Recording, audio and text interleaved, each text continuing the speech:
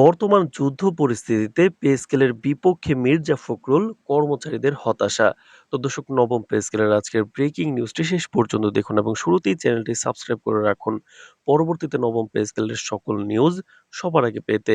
বর্তমান যুদ্ধ পরিস্থিতি এবং বৈশ্বিক অস্থিরতার প্রেক্ষাপটে দেশের অর্থনৈতিক অবস্থার উপর নানা প্রশ্ন উঠেছে।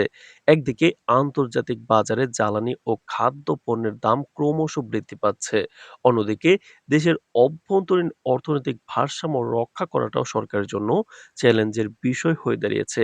ঠিক এই প্রেক্ষাপটে সরকারি কর্মকর্তা কর্মচারীদের বহুল প্রতীক্ষিত নতুন পে স্কেল বাস্তবায়ন নিয়ে রাজনৈতিক অঙ্গনে উত্তেজনা দেখা দিয়েছে।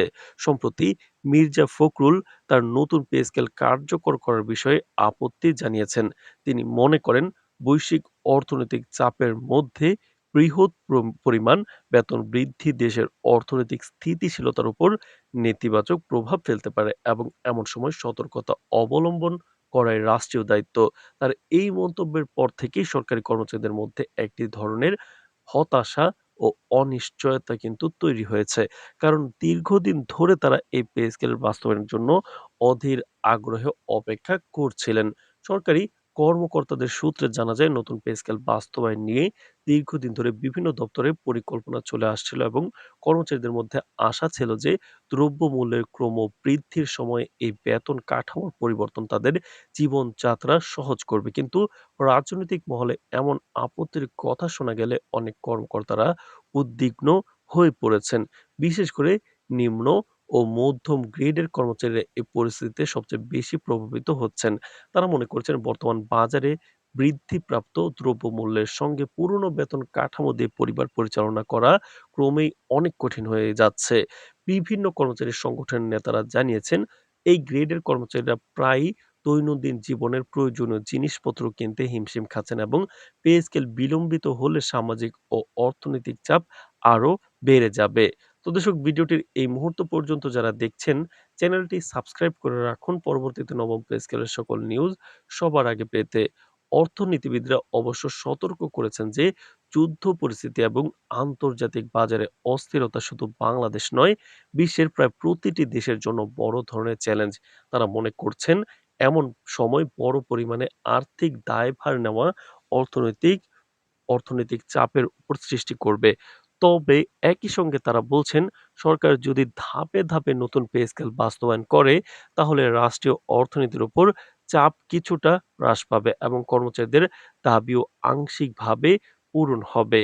বিশেষজ্ঞরা মনে করছেন, ধাপে ধাপে বেতন বৃদ্ধি করলে সরকারের কোষাগারের উপর চাপ কম হবে এবং কর্মচারীদের মধ্যে মনোবল ও কর্মক্ষমতা বজায় থাকবে।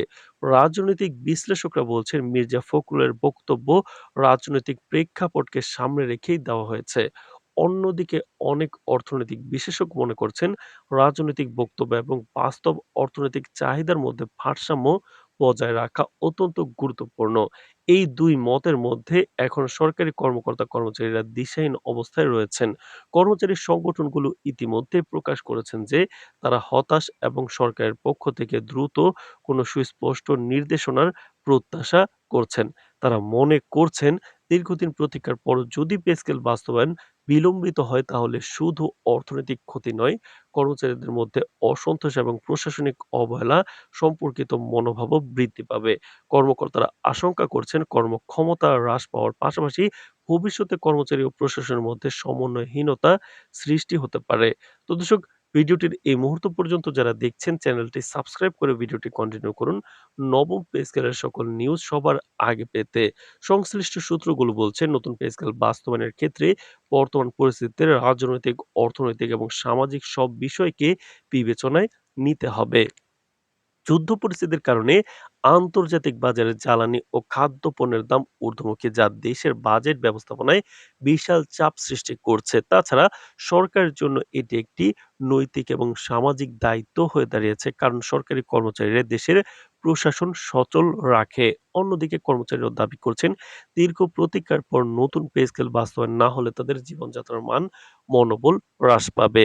সব মিলিয়ে বর্তমান সময়ে পে স্কেল বাস্তবায়নকে ঘিরে দেশ জুড়ে এক ধরনের দুশ্চিন্তা তৈরি হয়েছে।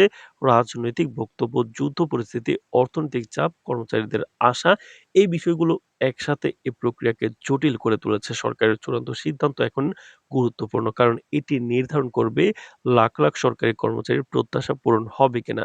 একই সঙ্গে এটি দেশের অর্থনৈতিক স্থিতিশীলতা এবং প্রশাসনিক কার্যকারিতা বজায় রাখার জন্য গুরুত্বপূর্ণ। ফলে সব দিক বিবেচনায় সরকারকে সিদ্ধান্ত নিতে হবে যাতে কর্মচারীদের ন্যায্য দাবি পূরণ হয় এবং অর্থনীতির ভারসাম্য রক্ষা পায়।